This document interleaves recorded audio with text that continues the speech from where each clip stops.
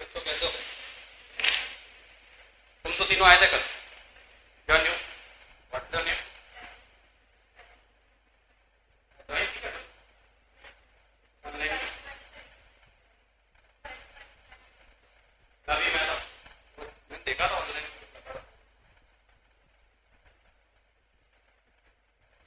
कौन से स्कूल से?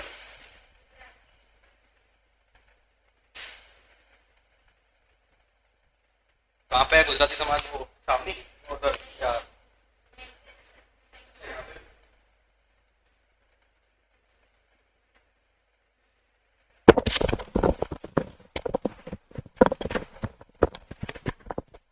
Good evening.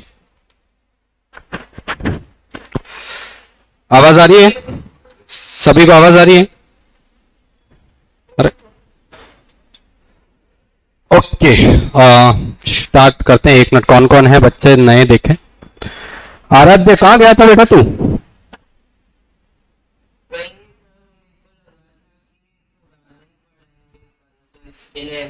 हाँ, अभी बस एक दो दिन पुराना पढ़ाऊंगा ताकि थोड़ा सा एक बार जो नए बच्चे बहुत सारे हैं अपने पास तो कनेक्ट हो जाए, उनको आ जाए एक बार समझ में। उसके बाद अपन कंटिन्यू करेंगे। रिवाइज कराऊंगा, लेकिन तुम्हारा शायद तुमने लेट ज्वाइन किया था तो तुम्हारा रिवाइज है क्या? फॉरेन ट्रेड और इंटरनल फर्स्ट क्लास से थे क्या? तो हाँ, करवाऊंगा तो मैं रिवाइज ही थोड़ा बहुत आज, है ना। और क्या आहना, साक्षी, दिया, पावनी, रशिश, सौम्या और वंशिका। तो आई थिंक सौम्या और रशिश दो ही हैं पुराने बच्चे, है ना। और आपने भी पहले क्लास से ज्वाइन नहीं किया शायद। ओके, तो पढ़ते हैं कुछ इंटरेस्टिंग सा, देखते हैं। एक मिनट में बुक निकाल कर रख लूं जरा, बाद में केस स्टडीज के लिए काम आएगी अपने को। तो और भी कल बच्चे आए थे ना अपने, कहाँ गए? कौन कौन आए थे? वो एक बच्ची उधर आई थी, वो तो वो है ना।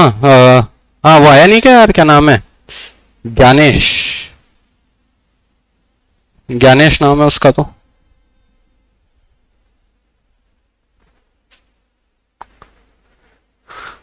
ओके, सो कल हमने देखा था बिजनेस क्या होता है। क्या नाम बताया, वापस बताओ बेटा। लवीम। देखो, मेरे को शक्लें जल्दी याद होती है, नाम थोड़ा धीरे याद होता है। ठीक है।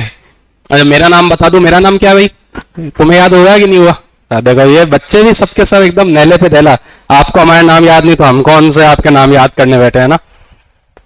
अबे, मैं टीचर हूँ, मेरा नाम तो याद रखो। ये क्या है, कैमरा चल नहीं रहा क्या?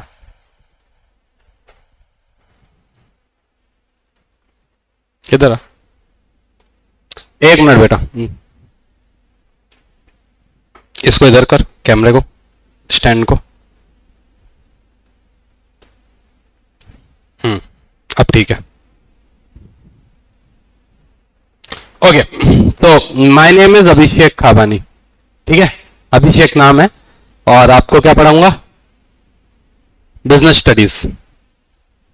अब नाम याद हो गया क्या? मेरे को एक नाम याद हुआ है, पाटीदार। अच्छा, बस पाटीदार ही नाम याद हुआ, आगे क्या नाम तो नहीं पता। अरे सर, वो ज्ञानेश को फोन लगा लो जरा, अगर ज्वाइन हो रहा है तो हो जाए ना।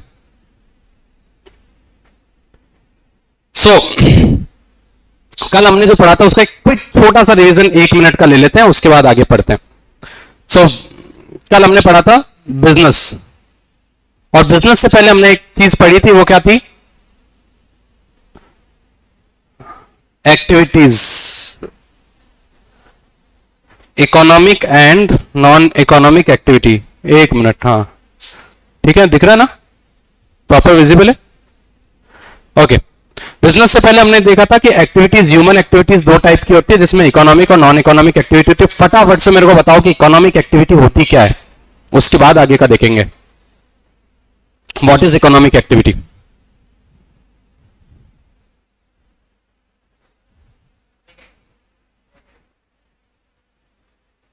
Economic activity is not related to business, business is related to economic activity. Simple भाषा में,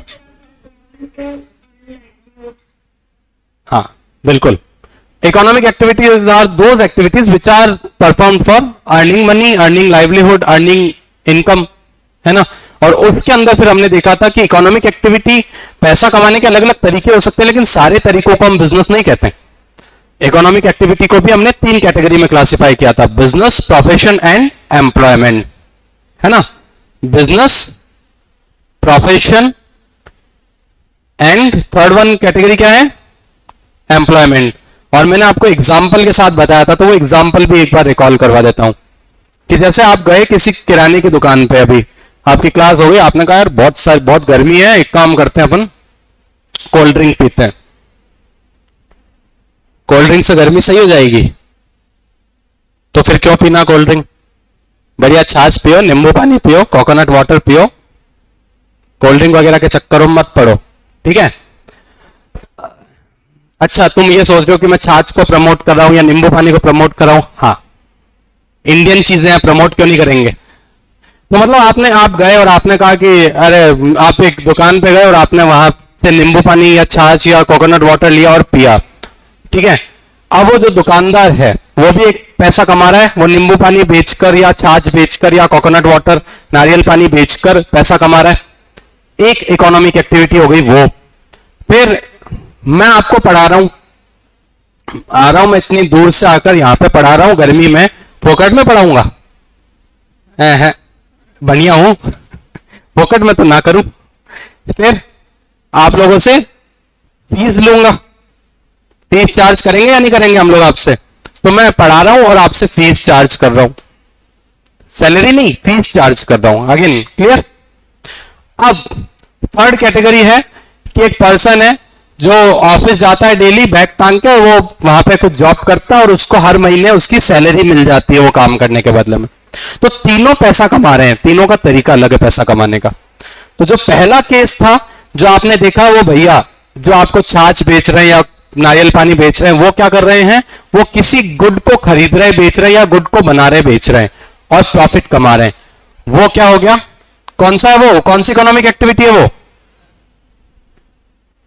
विच इकोनॉमिक एक्टिविटी इज दैट,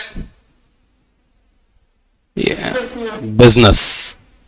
और मैं आपको पढ़ा रहा हूं, अपनी सर्विसेज दे रहा हूं और फीस वसूल कर रहा हूं, व्हाट इज दिस, प्रोफेशन। और थर्ड, जो पर्सन जॉब कर रहा है और उसमें क्या बोलते हैं फिक्स सैलरी मिल रही है हर महीने, वो क्या है, एम्प्लॉयमेंट, है ना। मेरे केस में और वो नारियल पानी वाले भैया के केस में थोड़ी रिस्क तो है, उनके केस में ज्यादा रिस्क होगी, मेरे केस में कम रिस्क होगी, लेकिन रिस्क है क्योंकि हम पैसा भी लगा रहे हैं, कैपिटल भी लगा रहे हैं और हमारी रिटर्न की सर्टेनिटी नहीं है। भाई मैंने यहां पे सपोज हमने कैपिटल लगाई और ये सब सेटअप वेटअप, ये कंप्यूटर और ये कैमरा और ये स्क्रीन वगैरह सब खरीद के और लैपटॉप सब इन्वेस्टमेंट करके हमने क्लासेस स्टार्ट कर दी। अब स्टूडेंट्स पढ़ने आते हैं नहीं आते, रिस्क है हमारे, अनसर्टेन है। ज्यादा स्टूडेंट्स हो गए तो अच्छी कमाई हो जाएगी, कम स्टूडेंट्स हो तो कम कमाई होगी, हो सकता है लॉसेस में भी हमें जाना पड़े, पॉसिबल है ना, रिस्क है हमारे केस में। सेम केस उनके केस में, वो जो दुकानदार है, जो नारियल पानी वाले भैया, उनके केस में भी सेम ही है, वो नारियल खरीद कर तो लिया है लेकिन हो सकता है कोई खरीदने ही नहीं आ रहा है ना, तो उनके केस में भी रिस्क है। लेकिन जो पर्सन जॉब कर रहा है, जो वहां जाता है और उसको फिक्स सैलरी मिलती है, उसके केस में कोई रिस्क है क्या, नहीं है, उसने कोई पैसा थोड़ी लगाया उस जॉब को करने के लिए, और उसको क्या है, फिक्स सैलरी मिलेगी, उसकी सैलरी फिक्स है, तो वो क्या होता है, वहां पे रिस्क नहीं होती। तो बिजनेस में रिस्क होती है, प्रोफेशन में भी रिस्क होती है, थोड़ी कम होती है बिजनेस से, लेकिन एम्प्लॉयमेंट में रिस्क नहीं होती। एक और मेजर जो डिफरेंस था वो भी देख लेते हैं और उसके बाद आगे बढ़ते हैं। एक और मेजर डिफरेंस क्या था, वो नारियल वाले भैया को और उनको किसी को भी क्या कोई मिनिमम क्वालिफिकेशन की जरूरत थी, कैपिटल तो हाँ, कैपिटल तो मैं बोल ही रहा हूं, वो लगाते मैं लगाता हूं और एम्प्लॉयमेंट वाले नहीं लगाते। कोई मिनिमम क्वालिफिकेशन की जरूरत है दुकान खोलने के लिए, बिजनेस में कोई खास मिनिमम क्वालिफिकेशन की जरूरत नहीं होती, प्रोफेशन में होती है, प्रोफेशन में इट इज रिक्वायर्ड। अभी सपोज इस ट्यूशन को छोड़ो, if I am to teach in college, मुझे कॉलेज में पढ़ाना है, I have to be NET qualified. सही है या नहीं है? अगर मुझे स्कूल्स में पढ़ाना, I have to be BEd qualified. अगर एक डॉक्टर है, उसको अपना खुद का क्लिनिक चलाना है, तो he has to be MBBS. सही है या नहीं है? अगर एक पर्सन है हु इज डेंटिस्ट, मतलब सॉरी, उसे अपना डेंटल क्लिनिक रन करना है, तो वो बिना बीडीएस के, बिना डेंटिस्ट के कोई डिग्री के वो नहीं कर सकता। यानी प्रोफेशन में एक मिनिमम क्वालिफिकेशन की जरूरत पड़ती है, और एम्प्लॉयमेंट में डिपेंड करता है on the condition of employer. ठीक है, सो ये हमने कल पढ़ा था। अब आज हम बिजनेस को और फर्दर बिजनेस एक्टिविटीज को क्लासिफाई करेंगे। कल तो हमने इकोनॉमिक एक्टिविटीज को क्लासिफाई किया था, अब हम फर्दर बिजनेस को ही अलग अलग कैटेगरीज में क्लासिफाई करने वाले हैं। यानी बिजनेस एक्टिविटी या बिजनेस जो है हमारा, उसी को हम क्या करेंगे, अलग अलग एक्टिविटीज में क्लासिफाई करेंगे। Let's begin.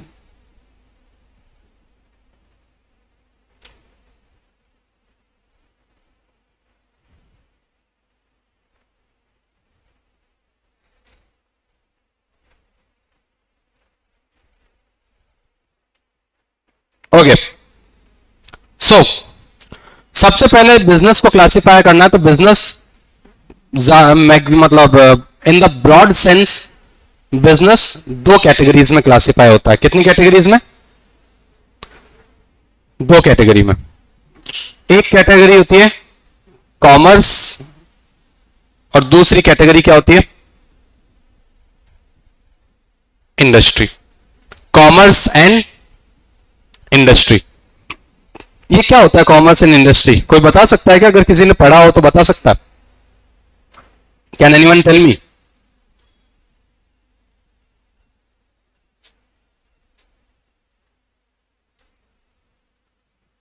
बता सकते हो कोई?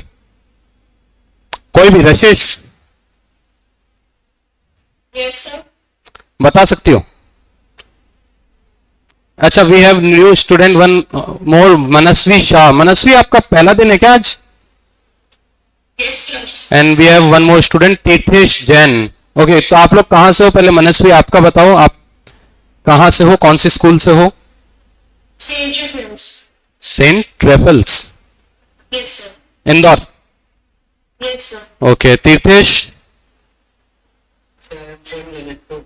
ललितपुर। क्या बात है, कहाँ ललितपुर में? कौन सी स्कूल है?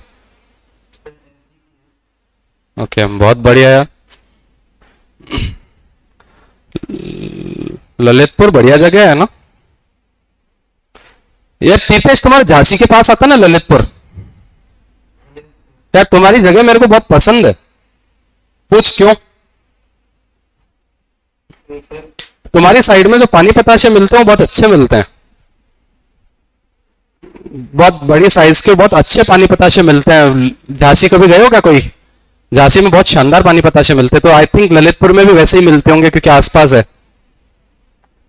सही है क्या तीर्थेश? सही बात है या गलत है?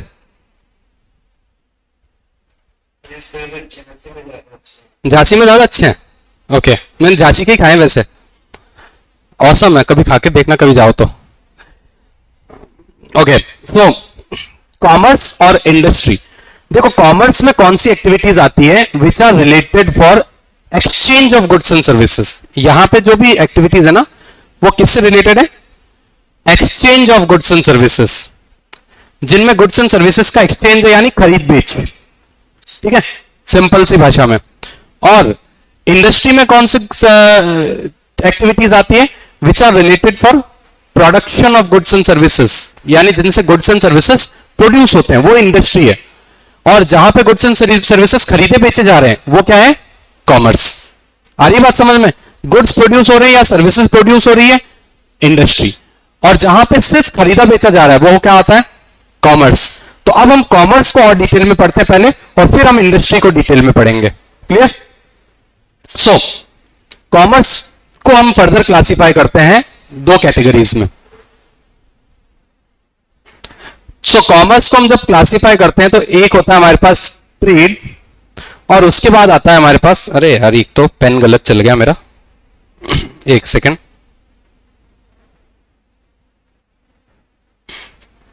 ट्रेड के बाद एक और आता है ऑक्सिलरीज टू ट्रेड।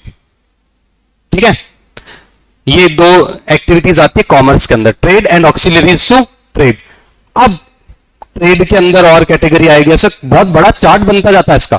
ठीक है, पहले इकोनॉमिक एक्टिविटी, पहले एक्टिविटी ह्यूमन एक्टिविटी, फिर इकोनॉमिक नॉन इकोनॉमिक, उसके बाद इकोनॉमिक एक्टिविटी के अंदर अलग बिजनेस प्रोफेशन एम्प्लॉयमेंट, फिर बिजनेस के अंदर कॉमर्स इंडस्ट्री, फिर कॉमर्स के अंदर trade and auxiliaries to trade, फिर ट्रेड के अंदर अलग। ऐसे बहुत बढ़िया चार्ट बनता है इसका, बनाएंगे पूरा, एक बार पूरा समझ के फिर पूरा चार्ट बनाएंगे एक। ठीक है, अब सबसे पहले हम समझते हैं कि व्हाट इज ट्रेड। तो ट्रेड का मतलब कोई मुझे बता सकता है क्या ट्रेड का मतलब क्या होता है? ट्रेड बहुत सिंपल चीज है, बहुत सिंपल। ट्रेड का मतलब क्या है? Yes, purchase and sale of goods and services बोल सकते हैं हम। ठीक है, या buying and selling of goods and services, यही क्या होता है हमारा ट्रेड। ट्रेड के अंदर हम प्रोडक्शन नहीं कर रहे हैं बेसिकली, ट्रेड के अंदर हम क्या कर रहे हैं, हम खरीद रहे हैं और आगे बेच रहे हैं, यही चीज होती है trade. We are just purchasing and selling further. ठीक है, we are not producing, that is called trade. Now trade के अंदर दो टाइप के ट्रेड होते हैं। एक ट्रेड तो होता है हमारा इंटरनल ट्रेड, और एक ट्रेड होता है हमारा external trade. What is internal trade? Internal trade होता है जो हम अपनी ही कंट्री के अंदर कर रहे हैं, यानी which is done with in the boundary line of a country. ठीक है, हम अपनी जो कंट्री, जैसे सपोज मैं इंडिया की बात करूं तो इंटरनल ट्रेड क्या हो गया, हम इंडिया की बाउंड्रीज के अंदर अंदर कुछ खरीद रहे हैं या बेच रहे हैं, वो इंटरनल ट्रेड है, या उसी को हम डोमेस्टिक ट्रेड भी बोलते हैं। क्या बोलते हैं? Domestic trade. इसी को हम क्या बोल सकते हैं? Domestic trade. तो अगर जैसे सपोज मैं बोलता हूं, सॉरी, डोमेस्टिक ट्रेड, अगर मैं बोलता हूं कि जैसे मैंने इंदौर में कोई चीज खरीदी और इंदौर में ही बेची, क्या ये इंटरनल ट्रेड है? यस सर, है, बिल्कुल है। अब मैं कोई चीज खरीद कर लाया कश्मीर से, उसको मैंने बेची एमपी के अंदर, क्या वो इंटरनल ट्रेड है? बिल्कुल है, कश्मीर अपना ही है, अनडाउटेडली, सोचो ही मत ज्यादा। ठीक है, वहां से खरीद के लाया और इंडिया में बेची, इंटरनल ट्रेड। मैं कोई चीज खरीद के लाया राजस्थान से और उसको मैंने इंदौर में बेची, इंटरनल ट्रेड है? बिल्कुल है। इंदौर की सेव बहुत फेमस है ना अपने, ठीक है, ये सेव, इंदौर की सेव इंदौर वाले ट्रेडर ने, इंदौर वाले दुकान वाले ने बेची, क्या बोलते हैं, राजस्थान में, पंजाब में, हरियाणा में, दिल्ली में, क्या ये इंटरनल ट्रेड है? बिल्कुल है। जो इंडिया की बाउंड्री लाइन के अंदर कुछ खरीदा और बेचा जा रहा है तो वो अपना इंटरनल ट्रेड या डोमेस्टिक ट्रेड ही है। अब वो उसमें स्टेट मैटर नहीं करते, वो बोलते हैं, चक दे इंडिया का एक डायलॉग है, मुझे स्टेट्स के नाम सुनाई नहीं देते, है ना, सिर्फ इंडिया, स्टेट्स ना तो सुनाई देता है ना दिखाई देता है। तो मतलब डोमेस्टिक ट्रेड कभी भी सोचना है ना तो स्टेट का मत सोचो, कोई से भी स्टेट से ट्रेड हो रहा हो, अगर अपने देश के अंदर खरीदा और बेचा जा रहा है वो क्या है? इंटरनल ट्रेड है, स्टेट का सोचना ही नहीं है उसमें। Clear? Now coming to external trade. External trade क्या है? तो ये इंटरनल ट्रेड को हम बोल सकते हैं within the boundary line of a country. जिस कंट्री की भी हम बात करते हैं उस कंसर्न कंट्री की बाउंड्री लाइन के अंदर अंदर। और एक्सटर्नल ट्रेड क्या होता है? Beyond the boundary lines of a country. Beyond the boundary lines मतलब it is a trade between two और मोर कंट्रीज। मैं ये बियॉन्ड द बाउंड्री लाइन भी बोल सकता हूं, या फिर मैं ये बोल सकता हूं it is a trade in which two और मोर कंट्रीज आर इन्वॉल्व। दो या दो से ज्यादा देश इन्वॉल्व हैं, इसको हम बोलते हैं एक्सटर्नल ट्रेड, या इसी को हम एक और नाम दे सकते हैं। क्या नाम दे सकते हैं? Foreign trade. तो अब क्या बोलते हैं अपने, क्या नाम है बेटा? कलश। तो अपने कलश क्या है? कलश क्या है वो, मतलब वैसे आपने कहां पे गया कलश? यूएसए गया, ठीक है, अमेरिका। अब कलश अमेरिका गया तो मतलब वहां पे शुरू शुरू में तो चलो बहुत एक्सप्लोर किया कलश ने कि क्या बोलते हैं अमेरिका में गया है, वहां का फूड भी ट्राई कर रहा है, बहुत सारी चीजें कर रहा है। उसके बाद क्या, इंदौर के लोग हैं तो ऑब्वियसली हर जगह का स्वाद तो पसंद आता नहीं है, और अमेरिका तो पूरा ही अलग हो गया ना। अब कलेश को याद आ रही है अपनी इंदौरी सेव की, तो कलेश ने फोन करा अपने पाटीदार साहब को, पाटीदार साहब ने इसको इंदौरी सेव वहां पे अमेरिका में भिजवा दी। अब इसने अपने एक अमेरिकन दोस्त को ट्राई करवाई इंदौरी सेव, ठीक है, डबल लॉन्ग नहीं सिंगल लॉन्ग की ट्राई करवाई। कहा यार इनको अमेरिकन को डबल लॉन्ग पचेगी नहीं, तो बोला कि भाई ये ट्राई करो। Okay my friend Michael just try this. वो माइकल ट्राई करता अपने Indori sev, oh my god man, this is so damn good, it's so delicious, I want this man, I want।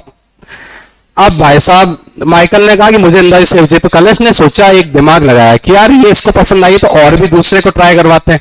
तो माइकल के साथ इसने जॉर्डन को भी ट्राई करवा दिया। Now Jordan also taste Indori sev. Oh man, this is so surreal, this is just another level, I want this। अब ऐसे इसने और भी लोगों को ट्राई कर रहा है, अमेरिका में लोगों को पसंद आई, तो फिर इसने कहा कि यार, इसने दिमाग लगाया, इसने कहा एक काम करता हूं ना, मैं इसका बिजनेस करता हूं। तो इसने क्या करा, पाटीदार साहब से कांटेक्ट किया जो इंदौर में ही थे उस टाइम पे। तो इसने बोला कि यार पाटीदार एक काम कर, तो क्या बोलते हैं इंदौरी सेव खरीद के मुझे बेच यहाँ पे, और मैं यहाँ पे इन लोगों को यहाँ पे अपना एक आउटलेट सेटअप करूंगा, या यहाँ पे सपोज अपने घर से ही इनको डिस्ट्रीब्यूट करूंगा, अमेरिकन को इंदौरी सेव बेचूंगा। तो शुरू में इसने कम लॉट मंगवाया, फिर बाद में और लोगों को पसंद आता गया, तो मतलब इसने बिजनेस चालू कर लिया। तो इसने ये क्या कर रहा है, अब पाटीदार क्या कर रहा है, पाटीदार यहां से इंदौर से, पाटीदार खुद तो मैन्युफैक्चर नहीं कर रहा, लेकिन सपोज इंदौर से किसी सेव वाले से कांटेक्ट किया, पाटीदार ने बल्क में लॉट में सेव खरीदी मैन्युफैक्चरर से, और क्या बोलते हैं अमेरिका बेचना शुरू कर दिया। अब बताओ मुझे कि क्या जो पाटीदार अमेरिका में सेव बेच रहा है, या कलश जो इंडिया से सेव खरीदकर अमेरिका को बेच रहा है, तो क्या ये इंटरनल ट्रेड है या एक्सटर्नल ट्रेड है? Sir, it is external. It is external trade, है ना। अब इसमें भी देखना दोनों क्या क्या कर रहे हैं। तो अपने पाटीदार साहब क्या कर रहे हैं, तो पाटीदार साहब क्या कर रहे हैं, ये इंडिया से परचेज करते हैं, ठीक है, इंडिया से परचेज, हिंदी में लिखता हूं अच्छे से, एंड ये कहां सेल करते हैं, he sells to USA. So ये अमेरिका में बेच रहे हैं। So when we sell to another country, this trade is known as export. क्या बोलते हैं इसको, एक्सपोर्ट। पाटीदार साहब क्या कर रहे हैं, एक्सपोर्ट कर रहे हैं, एंड एक्सपोर्ट को हिंदी में बोलते हैं निर्यात। ये देखो हिंदी में इसलिए बता रहा हूं आप लोगों को कि कभी भी न्यूज़पेपर्स न्यूज चैनल्स आप देखते हो ना, तो आप लोगों को कनेक्ट होना आना चाहिए। मतलब ऐसा नहीं होना चाहिए कि आप अपने आप को लेफ्ट आउट महसूस करो। कुछ टर्म्स हम हिंदी में इसलिए सीखते हैं, आपको जरूरी नहीं है आप इंग्लिश मीडियम के स्टूडेंट्स हो, आप डायरेक्टली इंग्लिश में लिख सकते हो, लेकिन मैं हिंदी टर्म्स इसलिए बता रहा हूं कि जैसे न्यूज चैनल्स में कई बार डिबेट होती है कि भारत का निर्यात बढ़ा, भारत का आयात बढ़ा, तो आप लोगों को समझ में आना चाहिए कि हम लोग जो पढ़ रहे हैं वो वही चीज चल रही है, इसलिए कुछ टर्म्स का हमें को हिंदी मीनिंग आना चाहिए, है ना। सो पाटीदार साहब क्या कर रहे हैं, एक्सपोर्ट, निर्यात। नाउ कलश जो है वो अमेरिका में ही रह रहा है, he lives in USA. So what he does, he purchase from India and then sells to his local people. मतलब वहां के लोकल तो ऑब्वियसली वही यूएसए वाले ही हो गए ना। तो पाटीदार क्या कर रहा है, अमेरिका में इंडिया से परचेज कर रहा है। तो पाटीदार सॉरी कलश क्या कर रहा है, अमेरिका में परचेज कर रहा है, इंडिया से परचेज कर रहा है। Means when we purchase from other country, तो वहां पे वो क्या चीज होगी, अगर मैं कलश के पॉइंट ऑफ व्यू से देखूं तो ये क्या कर रहा है, ही इज इंपोर्टिंग। ये क्या कर रहा है, इंपोर्ट, है ना। अमेरिका के पॉइंट ऑफ व्यू से सोचो तो वो क्या कर रहा है, इंपोर्ट, और इंपोर्ट को हम क्या बोलते हैं, आयात। इज इट क्लियर एवरीवन, किसी को डाउट इसमें? नाउ अब एक और टाइप का एक्सटर्नल ट्रेड होता है, वो एक्सटर्नल ट्रेड में एक और टाइप क्या होता है, एंट्रीपोर्ट। एंट्रीपोर्ट मतलब purchasing from one country and selling to other country, ठीक है। Purchasing from one country and selling to other country. अब जैसे ये अमेरिका में रह रहा है, तो अमेरिका में क्या हुआ, इसके दोस्त कुछ बन गए जो मैक्सिको से हैं। अमेरिका और मैक्सिको रोड बॉर्डर लगती है। मैं गया नहीं हूं अमेरिका, बट मैंने हॉलीवुड फिल्म्स बहुत देखी है, तो उसमें इतना समझ में आता है कि मैक्सिको वालों से थोड़े से अमेरिकन चिढ़ते हैं, क्योंकि मैक्सिको वाले वहां पे घुसते रहते हैं अमेरिका में बॉर्डर क्रॉस करके। रोड बॉर्डर है उनकी, ऐसा कोई बहुत भारी वैसी बॉर्डर नहीं, रोड से कनेक्टेड है दोनों कंट्रीज। सो इसके कुछ दोस्त बन गए मैक्सिको के। एंड मैक्सिको वाले लोगों के बारे में अगर मैं थोड़ा बहुत बताऊं, अगर ग्लोबली नॉलेज, तो मैक्सिको जो लोग हैं वो स्पाइसी खाते हैं। वे इंडियन ईट स्पाइसी टू, हम भी स्पाइसी खाना पसंद करते हैं। यूएसए वाले उतना स्पाइसी फिर भी नहीं खाते, लेकिन मैक्सिको वाले क्या है, स्पाइसी फूड खाते हैं। तो जब मैक्सिको वालों को इसने डबल लॉन्ग सेव टेस्ट करवाई, प्लस एक इंदौर की जन्नत सेव टेस्ट करवाई, तो उनको मजा ही आ गया कि यार ये तो बढ़िया, ये अपने लायक चीज है। तो पार्टी इसके कलश के दोस्त बन गए मैक्सिको वाले। वैसे अगर मैं मैक्सिको को भी बोलूं ना, अगर करेक्टली प्रोनाउंस करूं, अपने इंडियंस को जरूरत नहीं, लेकिन वो बोलते हैं ऐसे मेहिको। मैक्सिको को भी ऐसे बोलते हैं, मेहिको बोला जाता है, अपन लोग मैक्सिको बोलते हैं। लेकिन सपोज तो कलश ने क्या करा, इंडिया से खरीदा पाटीदार से, और उसको मैक्सिको में सेल करना शुरू कर दिया। यूएसए में बैठे बैठे क्या करा कि यूएसए में ये खरीद रहा है और यूएसए से मैक्सिको सेल करा। Means he is purchasing from other country and he is selling to other country. तो अगर मैं कलश के पॉइंट ऑफ व्यू से बात करूं, तो ये वाला जो टाइप ऑफ ट्रेड क्या है, this is entrepot. Is it clear? This is called entrepot. आ गई बात समझ में? अब क्या मुझे कोई ये बता सकता है, हाँ किसी को कोई डाउट है क्या? Anyone any doubt? Okay, now can anyone tell me what is the need for export और इंपोर्ट या फॉरेन ट्रेड? इसकी जरूरत हमें क्यों पड़ती है? कोई मुझे बता सकता है ये कैसे फायदेमंद है, इसकी जरूरत हमें क्यों पड़ती है? कोई भी बता सकता है मुझे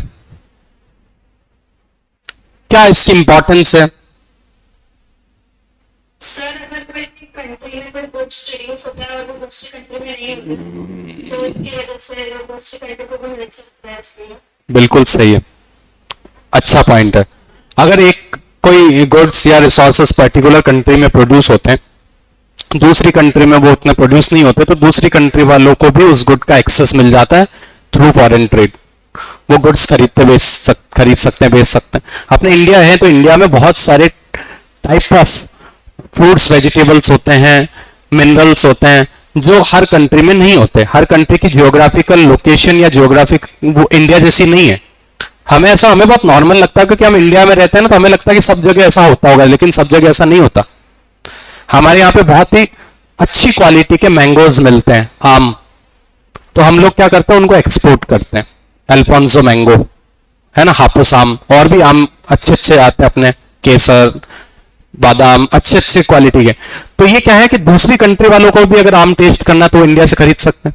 इसी तरह से Saudi Arabia, Middle East country, eastern countries में खजूर बहुत अच्छे मिलते हैं, है ना, तो हम लोग वहां से खजूर खरीद लेते हैं। इसी तरह से मैं अगर बात करूं तो ऑयल हर जगह नहीं हो रहा, क्रूड ऑयल जैसे पेट्रोल वगैरह बन रहा है, तो मिडिल ईस्ट से खरीद रहे हैं ना, पूरी दुनिया खरीद रही है ना।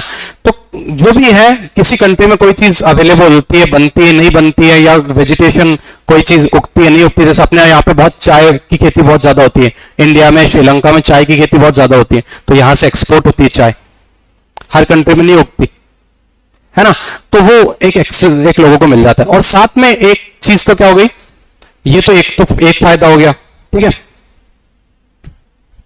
इसको हम बोल सकते हैं people get those goods which are not available in their country, है ना,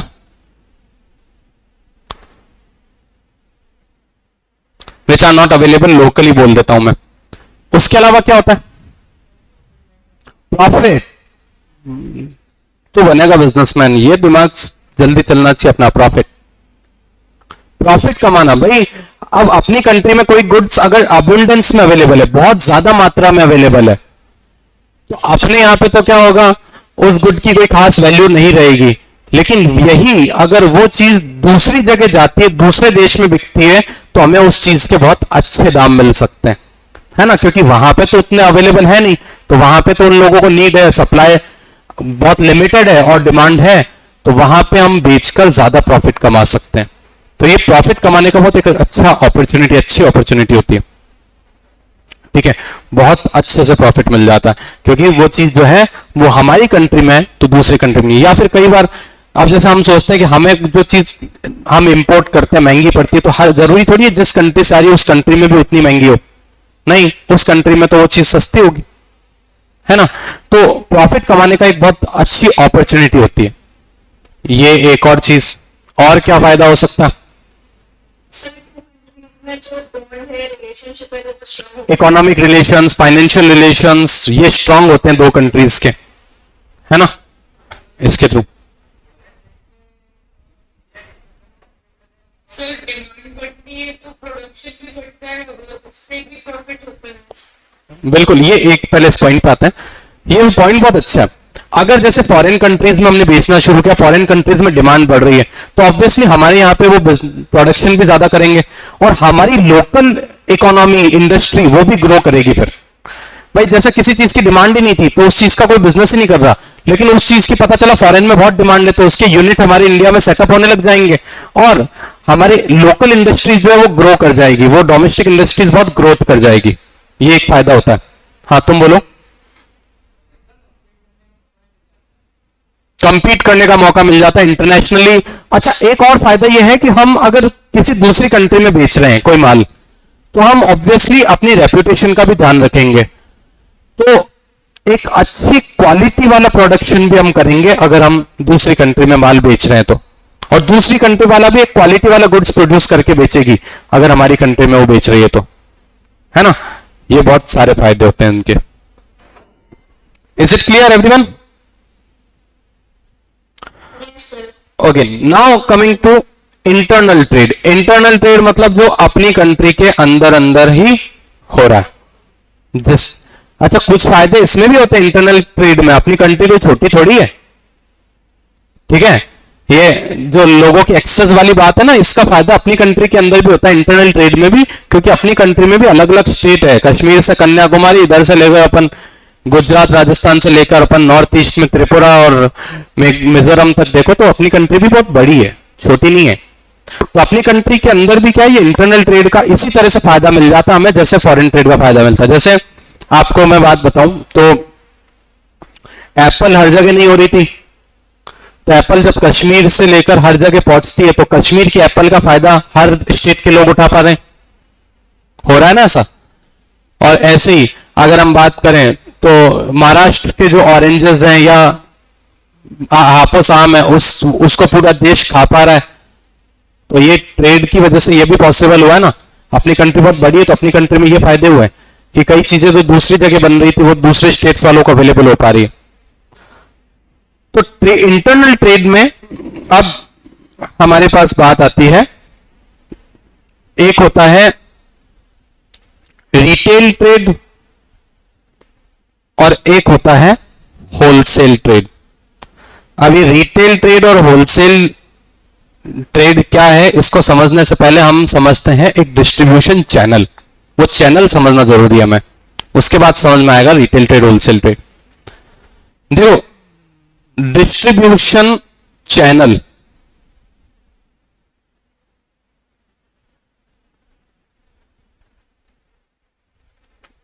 डिस्ट्रीब्यूशन चैनल का मतलब क्या होता है? What is distribution channel? इसका मतलब होता है इंटरमीडियरीज। क्या मतलब है? इंटरमीडियरीज। इंटरमीडियरीज मतलब गुड्स बनने से लेकर गुड्स फाइनल कंज्यूमर को बिकने तक बीच में कौन सी पार्टीज इन्वॉल्व है, उनको बोलते हैं डिस्ट्रीब्यूशन चैनल। तो जैसे इसमें अलग अलग लेवल्स हो सकते हैं, 0 level channel, 1 level channel, 2 level channel, 3 level channel. ऐसे एग्जाम्पल के साथ आपको बताता हूं। कोई गुड है जो मैन्युफैक्चरर ने बनाया और मैन्युफैक्चरर ने डायरेक्टली सेल कर दिया कंज्यूमर को। मैन्युफैक्चरर ने डायरेक्टली सेल कर दिया किसको? कंज्यूमर को। क्या यहां पे कोई पार्टी बीच में इन्वॉल्व हुई है? नहीं। इसको हम बोलते हैं डायरेक्ट चैनल या 0 लेवल चैनल। क्या बोलते हैं? डायरेक्ट चैनल या 0 लेवल चैनल। अब कोई गुड ऐसा है जिसको मैन्युफैक्चरर बना रहा है, now manufacturer is selling to retailer, और रिटेलर्स बेच रहे हैं कंज्यूमर को। यहां पे कोई पार्टी इन्वॉल्व हुई है? कितनी पार्टी? मैन्युफैक्चरर और कंज्यूमर के बीच में कितने? 1। तो ये इनडायरेक्ट चैनल है इसको, और इनडायरेक्ट चैनल के अंदर फिर कैटेगरी है इसकी 1 लेवल। क्या है, कितने लेवल का चैनल है? 1 लेवल। फिर मैन्युफैक्चरर है, वो बेच रहा है होलसेलर को, होलसेलर बेच रहा है रिटेलर को, रिटेलर बेच रहा है कंज्यूमर को। कितनी पार्टीज इन्वॉल्व हुई है? How many parties? 2 पार्टीज। तो इससे क्या बोलेंगे? 2 लेवल चैनल। ठीक है। और मैन्युफैक्चरर बेचता है एजेंसी को, एजेंसी बेचती है होलसेलर को, होलसेलर बेचते हैं रिटेलर को, रिटेलर बेचते हैं कंज्यूमर को। इसमें कितनी पार्टीज इन्वॉल्व हो रही है? 3 पार्टीज। इसको क्या बोलेंगे? 3 level channel. Now tell me, इन सारे लेवल्स में, अब आप मेरे को बताना, क्या मैन्युफैक्चरर और कंज्यूमर के बीच में जो हो रहा है उसको ट्रेड बोल सकते हैं हम 0 लेवल वाले में? क्या उसको ट्रेड बोल सकते हैं? मैन्युफैक्चरर क्या करता है? प्रोड्यूस करता है और बेचता है ना? ही प्रोड्यूसेस एंड सेल्स। तो बिजनेस तो है, बिजनेस तो सारे ही कर रहे हैं, बट क्या ये ट्रेड है? ये ट्रेड नहीं है, ये इंडस्ट्री है। यहां पे कुछ खरीद के बेचा जा रहा है क्या? यहां तो डायरेक्टली प्रोडक्शन हो रहा है, तो ये ट्रेडर थोड़ी हो सकता है। ट्रेडर का काम क्या? खरीद के बेचना। ट्रेडर प्रोड्यूस नहीं करता है। तो यहां पे ना तो मैन्युफैक्चरर कोई ट्रेडर है, ना कंज्यूमर। कंज्यूमर तो है ही नहीं ना, बिजनेसमैन। कंज्यूमर तो डायरेक्टली सेल्फ सेटिस्फेक्शन के लिए कंज्यूम कर। दूसरे लेवल में देखो आप, मैन्युफैक्चरर बेच रहा है रिटेलर को, रिटेलर वापस बेच रहा है कंज्यूमर को। यहां पे कोई ट्रेड हो रहा है? कौन कर रहा है? रिटेलर कर रहा है, क्योंकि रिटेलर कोई चीज बनाकर नहीं बेच रहा। What is retailer doing? Retailer is purchasing from manufacturer and he is selling, मतलब कोई एक जगह से परचेज करके आगे फर्दर बेच रहा है। तो ये क्या है? ये ट्रेडर है, he is doing some trade. अब तीसरे वाले में देखो, मैन्युफैक्चरर है, वो बेच रहा है होलसेलर को, होलसेलर फर्दर बेच रहा है रिटेलर को, रिटेलर फर्दर बेच रहा है कंज्यूमर को। यहां पे कौन कौन पर्सन ट्रेड कर रहे हैं? होलसेलर एंड रिटेलर, क्योंकि होलसेलर का भी काम यही है कि खरीद के आगे बेचना, और रिटेलर भी यही कर रहा है, खरीद के आगे बेच रहा है। दोनों ही फाइनल कंजम्पशन नहीं कर रहा है, और ना ही दोनों बना रहे। चौथा केस देखो, मैन्युफैक्चरर ने बेचा एजेंसी को, एजेंसी ने बेचा होलसेलर को, wholesaler sells to retailer and retailer sells to consumer. अब एजेंसी भी ट्रेड कर रही है, होलसेलर भी ट्रेड कर रहा है, और रिटेलर भी ट्रेड कर रहा है। आई ना बात समझ में कि ट्रेड क्या होता है? अब मैं आता हूं वापस अपने उस क्वेश्चन पे, retail trade and wholesale trade. देखो यहां मैंने एजेंसी को इंक्लूड नहीं किया for the purpose of syllabus of 11, वरना वो भी इंक्लूड हम कर सकते थे, वो भी एक इंटरमीडिएट होती है डिस्ट्रीब्यूशन चैनल। अब मैं पहले तो बताता हूं आपको रिटेलर क्या होता है और होलसेलर क्या होता है, और फिर हम समझते हैं कि इनकी जरूरत क्यों पड़ती है। तो रिटेलर क्या करता है? ये बल्क में परचेज करता है। किससे करता है purchase? Bulk purchase from manufacturer और होलसेलर। डिपेंड करता है कितने लेवल ऑफ चैनल फॉलो हो रहे हैं, है ना? हमने देखा ना, 1 लेवल भी हो सकता है, 2 लेवल भी हो सकता है। और फिर फर्दर सेल किसको करता है? ये सेल करता है स्मॉलर क्वांटिटीज में, छोटी क्वांटिटीज में सेल करता है। किसको सेल करता है? Directly to consumer. तो रिटेलर के एग्जांपल बहुत सारे देख सकते हैं अपन। जो किराने की दुकानों पे जा रहे हैं सब रिटेलर है।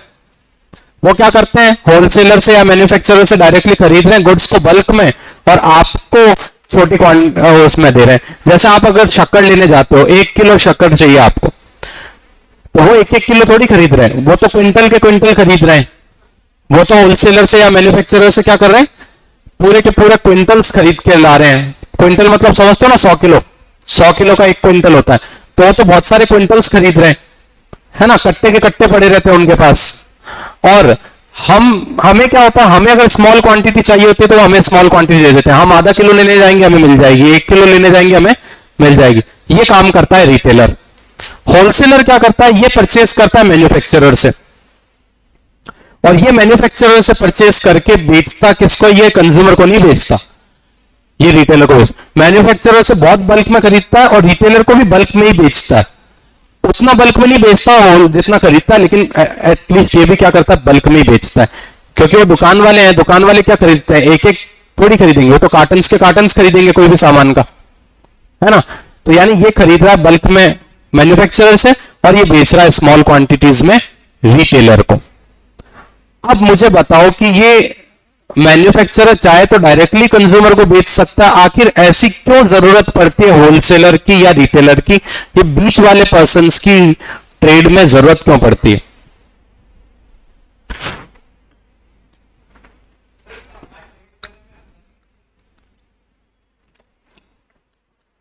अच्छा, ओके, तो देखते हैं। जैसे ये है हमारे पास आना। आना कहां से हो तुम? ये कल ज्वाइन किया था तुमने?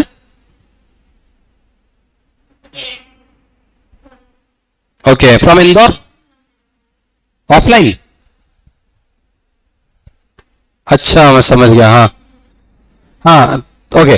तो आना ने किया स्टार्ट एक बिजनेस, ठीक है। आना ने बिजनेस स्टार्ट किया। आना बताओ कौन सा बिजनेस स्टार्ट किया? तुमने किया, मैंने तो किया नहीं। तुम बताओ कौन सा बिजनेस स्टार्ट किया?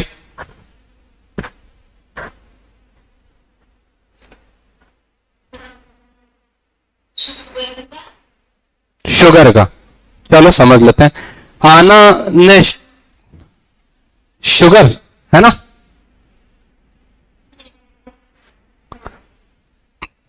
आना ने शुगर की मैन्युफैक्चरिंग स्टार्ट की।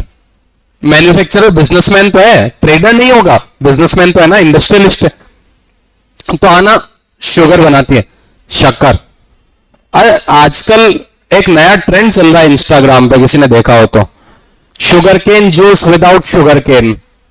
वो बंदा क्या करता है, गुड़ को डालता है मिक्सर में, गुड़ के साथ पानी डालता है, पुदीना डालता है, थोड़ा सा नींबू मिलाता है और उसको मिक्सर को घुमा देता है ना, और फिर बोलता है it taste just like sugar cane juice. How is it possible? अरे गधे, हाउ इज इट पॉसिबल? क्या शुगर बनती, गुड़ बनता किससे है? गन्ने से ही तो बनता है भाई। अब इंस्टाग्राम की नई नई जनरेशन है, पता तो है नहीं कुछ, वो गुड़ को उसमें मिक्सी में घुमाकर और बोल रहा है कि it taste just like sugar cane. तो भाई शुगर केन जूस जैसा ही टेस्ट करेगा, गुड़ भी तो उसी से बना है। तो वैसे ही आना जब शुगर बना रही है तो शुगर बनेगी किससे? गन्ने से बनेगी, सिंपल सी बात है। तो ये गन्ने को एज ए रॉ मटेरियल खरीदती है। गन्ने अपने एमपी में भी होते हैं, यूपी में भी होते हैं, और भी जगह होते हैं ना। तो खरीदती है यूपी से, एमपी से गन्ने और शुगर बनाती है। अब ये शुगर बेचना शुरू करती है। तो ये शुगर को अब इसके पास बना तो लिया इसने, अब इसको मार्केट टारगेट करना है। तो इसने सपोज इंदौर में प्लांट सेटअप किया। अब इसने इतना तो कवर कर लिया खुद की कैपिटल के बेस पे। ऐसा आना पैसे वाली है ना, आना के पास अच्छा खासा पैसा है। तो इंदौर, उज्जैन, देवास और क्या बोलते हैं, ये मान लो और भी कुछ ले लेते अपन, महू, देपालपुर और अपना और भी कुछ आगे तक ले लेते हैं। सपोज ओमकारेश्वर, खरगोन, खंडवा, महेश्वर, यहां तक तो आना अपने पैसे से खुद ही क्या बोलते हैं ट्रांसपोर्ट कर रही है। डायरेक्टली ये चाह रही है कि मैं भेज दूं। अब और अगर आना को ट्रेड अपना बढ़ाना और अपने को आना को बिजनेस बढ़ाना है, क्या करेगी ये? अच्छा, आना को सपोज इंदौर में बेचना था तो आना ने खुद ने इंदौर में स्टोर खोल लिया, बेच दिया इंदौर की जनता को। क्या और इसके लिए पॉसिबल था? ये पैसे वाली है, मैंने बताया ना। तो इसने खरगोन, खंडवा और अपने क्या बोलते हैं ओमकारेश्वर, उज्जैन, देवास, मऊ, यहां तो खुद ने खुद की दुकानें खोल ली, खुद के स्टोर खोल लिए, आउटलेट खोल लिए और शुगर बेच दी। अब इसको और ज्यादा जनता को शुगर बेचनी है, पॉसिबल है क्या? अकेले ये काम कर ले? अकेले कर सकती है? ये चाहती है? अब ये तो मालवा निमाड़ी कवर हुआ, एमपी अकेला, एमपी बहुत बड़ा है, बुंदेलखंड, बघेलखंड, चंबल, ग्वालियर, वहां भी इसको बेचना है। फिर ये चाहती है मैं राजस्थान की तरफ बढ़ूं, फिर ये चाहती है कि मैं क्या बोलते हैं वहां पे बढ़ूं, अपने क्या बोलते हैं कहां पे, गुजरात में जाऊं। तो अकेले के लिए ये पॉसिबल है क्या? मार्केट में हर जगह ये अकेले खुद का आउटलेट खोल के बेच दे? पॉसिबल है? नहीं। तो यानी मार्केट अगर एक्सपेंड करना है ना, मार्केट एक्सपेंशन, तो हमें जरूरत पड़ती है इन्हीं की, ट्रेडर्स की, रिटेलर्स की और होलसेलर की। इसको बेचना है अपनी शक्कर ग्वालियर में, ये क्या करेगी, ग्वालियर के होलसेलर्स से कांटेक्ट करेगी, ये बोलेगी कि मैं आपको शक्कर बेचूंगी, और वो होलसेलर्स आगे ग्वालियर जिले के अलग अलग रिटेलर्स को बेचेंगे, और वो रिटेलर्स कंज्यूमर को बेचेंगे। सही है ना। इसको बेचना है शक्कर राजस्थान में, तो ये राजस्थान के अलग अलग होलसेलर्स से कांटेक्ट करेगी, अलग अलग एजेंसी वालों से कांटेक्ट करेगी, वो उनको बेचेगी, वो आगे फर्दर रिटेलर्स को बेचेंगे, वो आगे फर्दर कंज्यूमर्स को बेचेंगे। यानी अगर आपको मार्केट एक्सपेंड करना है तो आपको जरूरत पड़ेगी लोगों की, और तो आपको रिटेल और होलसेल ट्रेड की जरूरत पड़ती है। पहला तो कारण, ये कारण होता है मार्केट एक्सपेंशन, इसकी वजह से एक तो हमें जरूरत पड़ती, और क्यों जरूरत पड़ती है, आना सही है क्या, ये समझ में आ गया तुम्हें।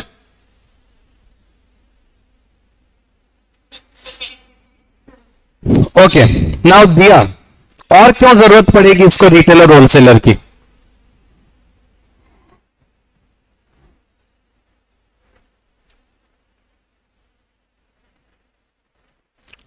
Okay Vanshika, you tell.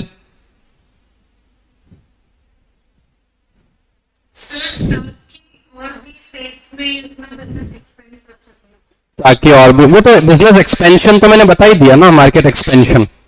इसके अलावा और क्या कारण है।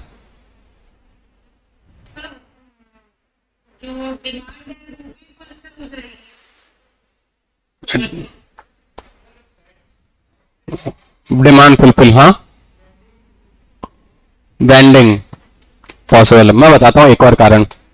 जैसे आना ने क्या किया था, उज्जैन, देवास और ये जो जितने एरिया मैंने बताया, यहां पे खुद ने स्टोर्स खोले थे, तो पूरी की पूरी रिस्क किसकी थी, आना की खुद की। अब इसने क्या किया, इसने मार्केट को एक्सपेंड करने के लिए, सपोज मंदसौर में मार्केट बढ़ाने के लिए इसने कांटेक्ट किया वंशिका को, ठीक है। तो इसने बुंदेलखंड का मार्केट के लिए इसने कांटेक्ट किया तीर्थेश से, ये ललितपुर, झांसी, ओरछा वगैरह का मार्केट पूरा तीर्थेश संभालेगा, ठीक है। राजस्थान में ये झालावाड़ और कोटा और बूंदी का मार्केट के लिए इसने कांटेक्ट किया वशिष्ठ को, ठीक है, क्लियर। फिर क्या बोलते हैं, और आगे नागौर, जोधपुर, जयपुर का मार्केट कांटेक्ट करने के लिए मेरे को कांटेक्ट किया। केस में आ जाता हूं ना मैं भी, ठीक है।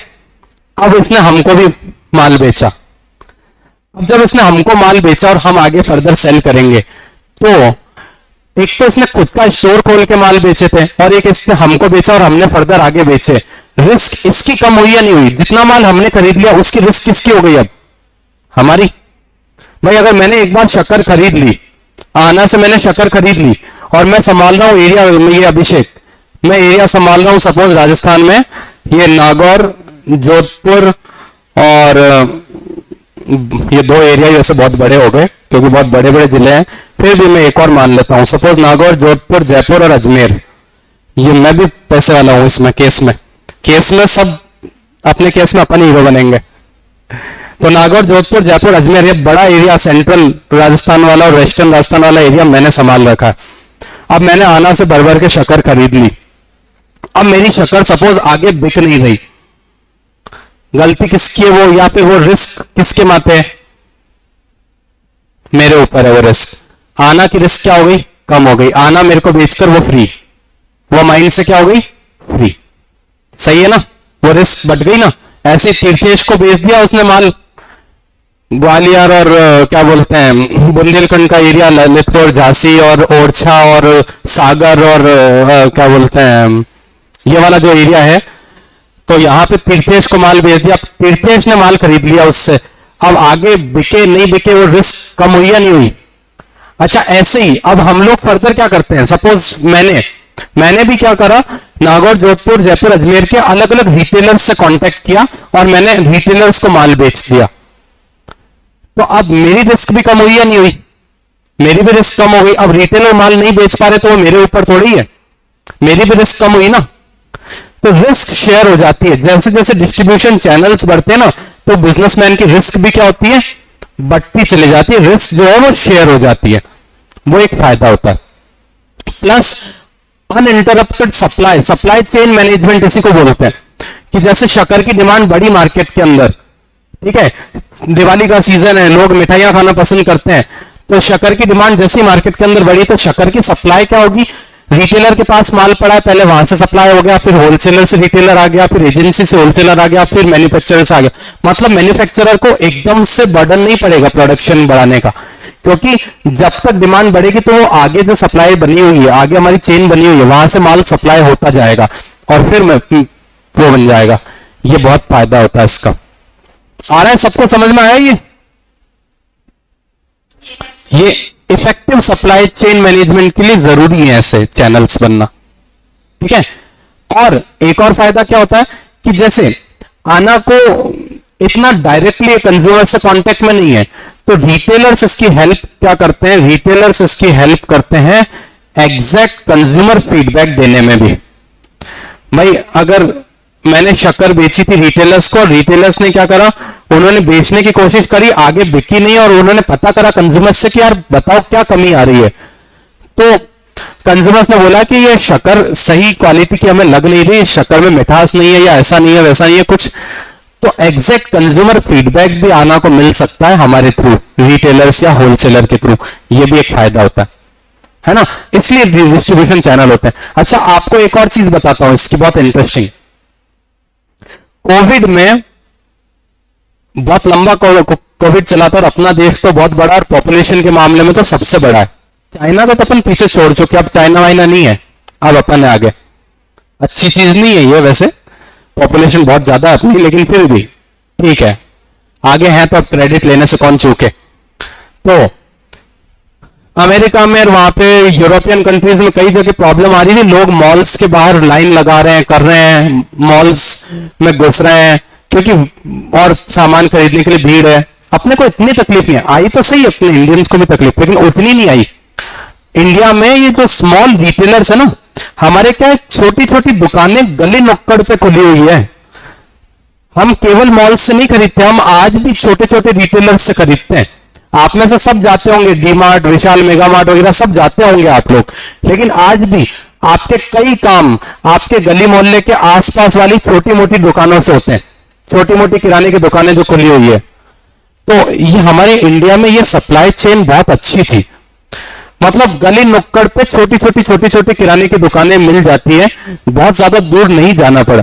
तो उसकी वजह से क्या हुआ, हमारी सब जो फूड की या जो भी ग्रोसरी आइटम्स, इनकी सप्लाई रुकी नहीं, इनकी सप्लाई रुकी नहीं, आगे से आगे सप्लाई होता रहा माल, तो उतनी ज्यादा प्रॉब्लम इंडियंस को आई नहीं। ये बहुत फायदा होता है इन छोटी छोटी शॉप्स का, रिटेल और होलसेल ट्रेड का, है ना। हम सोचते हैं ना कि केवल मॉल्स अच्छे हैं, तो केवल मॉल्स नहीं, इनका भी फायदा। कोविड में तो यही काम आए थे अपने, कोविड में कोई मॉल काम नहीं आए थे, कोविड में अपने छोटे रिटेलर से ज्यादा काम आए थे, है ना। और इवन इंडिया में तो वो भी है, हम बोल सकते हैं उसको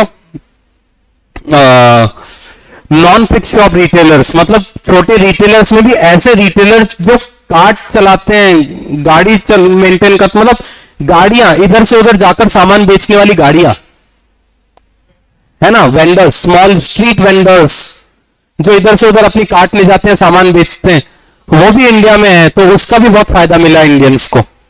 जैसे मैं रहता था तो सब्जी मेरे मोहल्ले में वैसे ही आ जाती थी, हमें सब्जी भी लेने नहीं जाना पड़ता था स्मॉल वेंडर्स के पास, क्योंकि वो गाड़ी आती थी एक डेली सब्जी लेकर, तो उसी से सब मोहल्ले वाले सब्जी खरीद लेते थे। तो ये होता है फायदा। ये टॉपिक क्लियर है सबको? Any doubt anyone?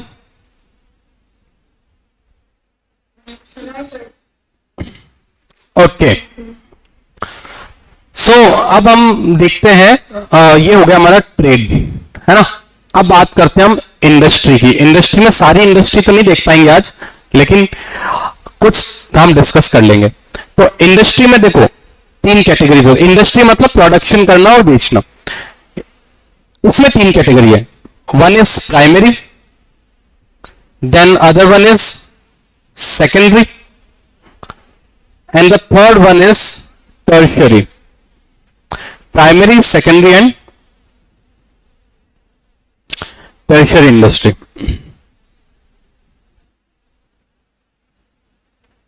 ठीक है, प्राइमरी, सेकेंडरी एंड टर्शियरी। तो प्राइमरी इंडस्ट्री क्या होती है, ये इसमें या तो नेचुरल रिसोर्सेस को एक्सट्रैक्ट किया जाता है, मिनरल्स वगैरह को एक्सट्रैक्ट करते हैं हम जमीन से, या फिर हम इसमें प्लांट्स या एनिमल्स या बर्ड्स का ब्रीडिंग या रिप्रोडक्शन वगैरह करवाते हैं। इसको हम बोलते हैं प्राइमरी इंडस्ट्री में। या तो जमीन से कोई चीज निकालते हैं या फिर किसी चीज का क्या होता है, प्रोडक्शन होता है। तो ये होती है अपनी प्राइमरी इंडस्ट्री। प्राइमरी इंडस्ट्री के अंदर फर्दर दो आती है, एक होती है जेनेटिक और दूसरी होती है एक्सट्रैक्टिव। जेनेटिक इंडस्ट्री क्या होती है, reproduction, breeding, reproduction of plants, animals, birds, ये होता है अपना जेनेटिक इंडस्ट्री। एग्जांपल बता सकते हो कोई सा? फिशरी, फिशरी एक जेनेटिक इंडस्ट्री है। और फिशरी के अलावा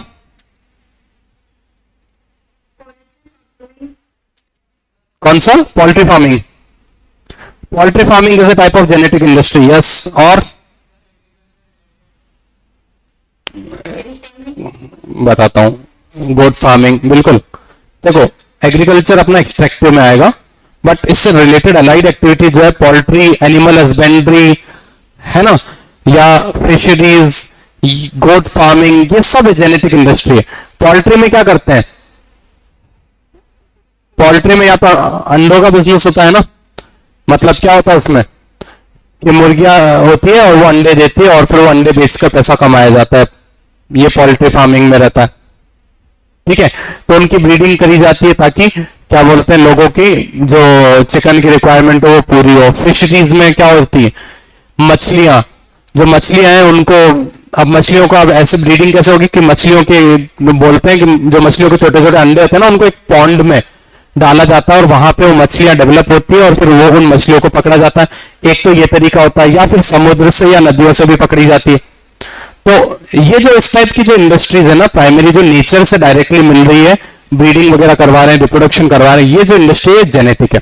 ठीक है, इसको हम बोल सकते हैं कि हेरिडिटी, और इसमें ये इन्वॉल्व ब्रीडिंग और reproduction of plants and animals. ठीक है, कैटल फार्मिंग यानी वो गाय भैंस वगैरह पाल रहे हैं, उनसे फिर हमें दूध का प्रोडक्शन हो रहा है, मुर्गियां है तो अंडे का प्रोडक्शन हो रहा है ना। तो ये जो शीप से क्या हो रहा है, वूल मिल रहा है।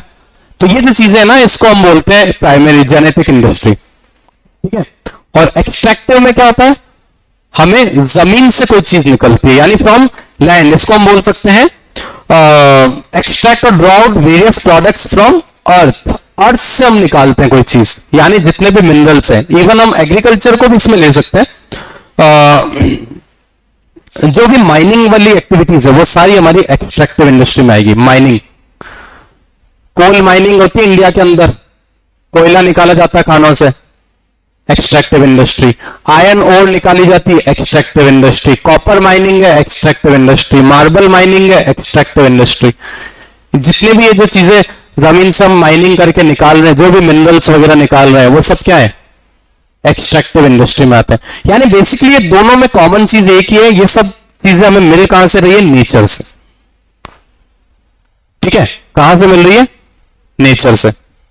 भाई चाहे आप ब्रीडिंग रिप्रोडक्शन करो तो वो भी चीजें नेचर से ही है, और एक्सट्रैक्टिव भी क्या है, नेचर से ही है। बस डायरेक्टली अर्थ से मिल रही है, डायरेक्टली सॉइल से मिल रही है। तो ये जो इंडस्ट्री होती है, ये होती है प्राइमरी इंडस्ट्री। कोई डाउट इसमें? एग्रीकल्चर में भी जो है, हमें जो क्रॉप्स वगैरह है वो हम लोग डायरेक्टली, हमें जमीन से ही तो निकल रही है ना क्रॉप्स, इसलिए एग्रीकल्चर को भी हम एक्सट्रैक्टिव में कंसिडर करेंगे, जेनेटिक में नहीं करेंगे। ठीक है,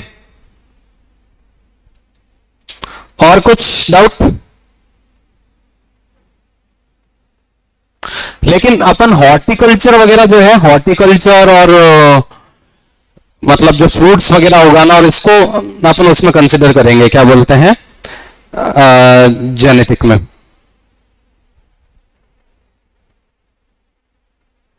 और देखो मैं एक और चीज आपको अकॉर्डिंग टू एनसीईआरटी भी बता देता हूं, क्योंकि देखो एनसीईआरटी इंपॉर्टेंट है अपने, क्योंकि एमपी बोर्ड हो या सीबीएसई हो, एनसीईआरटी की लैंग्वेज को हमें फॉलो करना ही है। तो अकॉर्डिंग टू एनसीईआरटी भी important extractive industries include farming, mining, lumbering, hunting and fishing operations. Fishing operation से फिशरी नहीं है, ठीक है, फिशिंग ऑपरेशन से। तो हंटिंग भी इसमें एक्सट्रैक्टिव में ही आएगा। Clear? Is it clear everyone? Then हमारे पास आती है सेकेंडरी इंडस्ट्री। एक मिनट। सेकेंडरी इंडस्ट्री में क्या है कि हम प्राइमरी इंडस्ट्री को, फिनिश्ड गुड को as a raw material use करते हैं और किसी और गुड में कन्वर्ट करके उसको बेचते हैं, है ना? इसको बोलते हैं सेकेंडरी इंडस्ट्री। तो यहां पे दो टाइप की इंडस्ट्रीज आती है सेकेंडरी के अंदर फर्दर। एक होती है मैन्युफैक्चरिंग इंडस्ट्री और दूसरी होती है construction industry. Manufacturing and construction. अभी मैं कंस्ट्रक्शन बता देता हूं, मैन्युफैक्चरिंग का भी अपने पास टाइम हो जाएगा और कंप्लीट नहीं कर पाएंगे हम topic.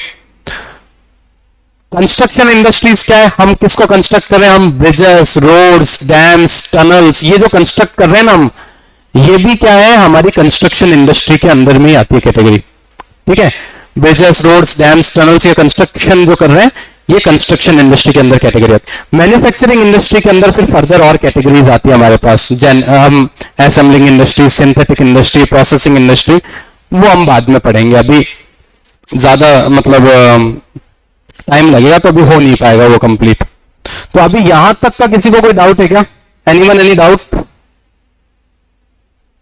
No sir. No one? सबको आ गया समझ में?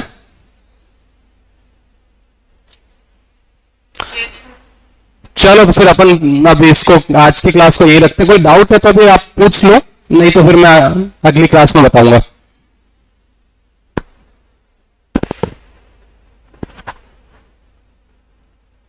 ओके, आना पावनी, एनी डाउट?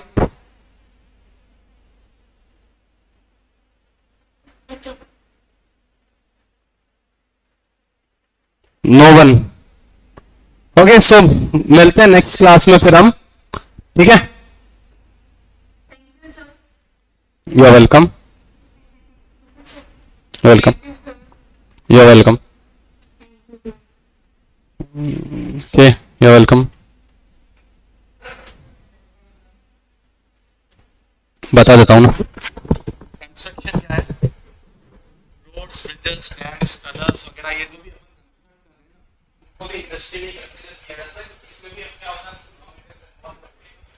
रोड्स बनाना है। ये सेकेंडरी इंडस्ट्री मतलब ये आपने रोड्स बनाई तो आपने ये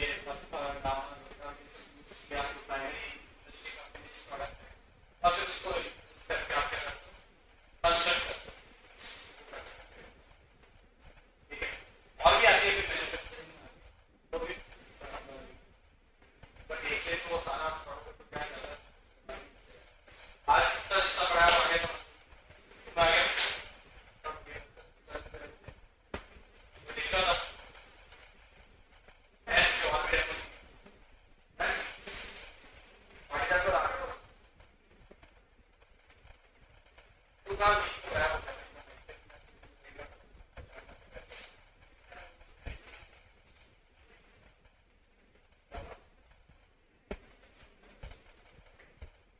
इसको देखते। अच्छा, आज ये एक्चुअली स्क्रीन प्रॉपर नहीं है, इसलिए चल रहा होगा, इसको सही करवा दे। ये वाइट चलती है हमेशा, कल वाइट थी ना इसलिए भाई ग्रीन से होगी ना ये। हाँ, अब मुझे बीच में अभी तुम बता दे तो अपन बीच में बुला लेंगे। मेरे को भी दिखा नहीं, मैं तो उधर स्क्रीन पे देख रहा था, इधर मैंने देखा ही नहीं। तो जब कर देंगे ठीक, तो वाइट ही चलेगी। हाँ कोई, अरे वो एक आध कोई वायर वगैरह कर लेंगे, बाकी दिखती तो प्रॉपर है एकदम बोर्ड जैसा।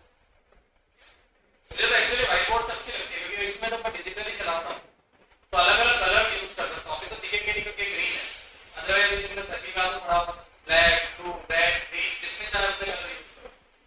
व्हाइट बोर्ड पे भी इवन अपन मार्कर पे लिमिटेशन आ जाती है, यहाँ पे तो कोई लिमिटेशन ही नहीं। मुझे तो उल्टा ही अच्छी स्क्रीन लगती है, ज्यादा स्कूल भी करते हैं बढ़िया ऐसे। हालांकि चौक पे पढ़ाने का मजा ही अलग आता है।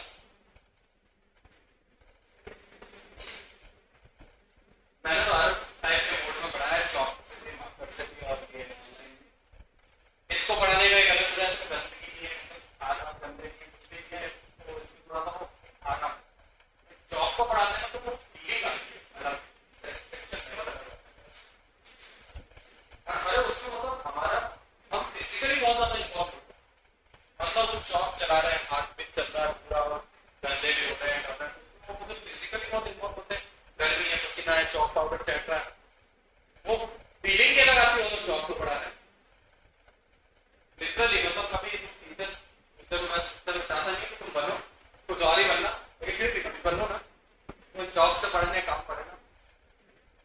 तो सच में ऐसा अलग फीलिंग आती है। मार्केट वगैरह अच्छे हैं, अपनी जगह अच्छे हैं, बहुत अलग, बट चौक वो होती है।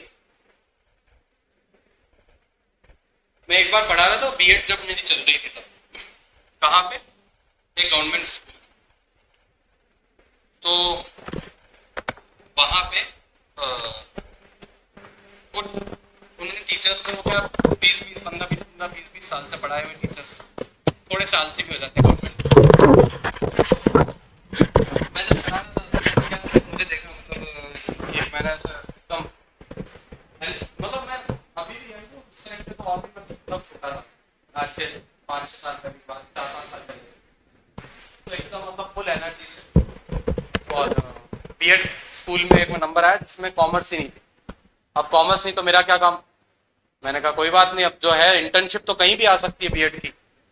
तो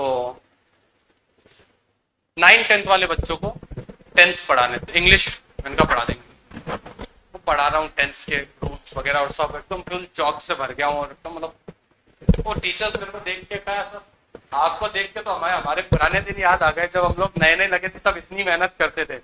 मतलब इधर से मैं ब्लैक पैंट पहना तो ब्लैक पैंट खराब हो रही है, और चौक से हाथ हो रहे हैं। जिन भी टीचर का जो भी मैथ्स, इकोनॉमिक्स या जो भी टीचर आप ऐसा मान लो जो लिखने का काम है, उसके हाथ खराब होते ही होते हैं। तो अपने तो हाथ भी खराब हो रहे हैं, इधर से पैंट खराब हो रही है थोड़ी सी, और तो उनको सर आपको देखते तो हमें हमारे दिन याद आ गया, एक्सेप्ट कर रहे हैं। चलो क्या बच्चे, अब आ गया ना समझ में। अपनी कल तो है ना इकोनॉमिक्स की या बीएस की नहीं है, कल अपनी रहेगी अकाउंटेंसी और मैथ्स की क्लास, ठीक है। हमारी क्लास रहती है किस किस दिन, थर्सडे एंड फ्राइडे, ठीक है।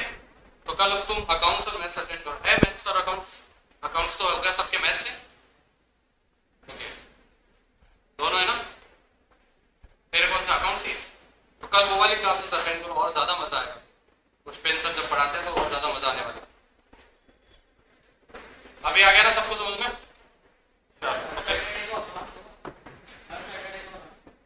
सैटरडे को अकाउंट्स है ना, सैटरडे, मंडे, ट्यूसडे, वेडनेसडे।